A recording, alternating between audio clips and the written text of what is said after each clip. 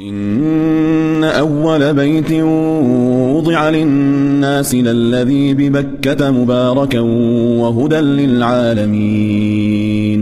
فيه آيات بينات مقام إبراهيم ومن دخله كان آمنا ولله على الناس حج البيت من استطاع إليه سبيلا ومن كفر فإن الله غني عن العالمين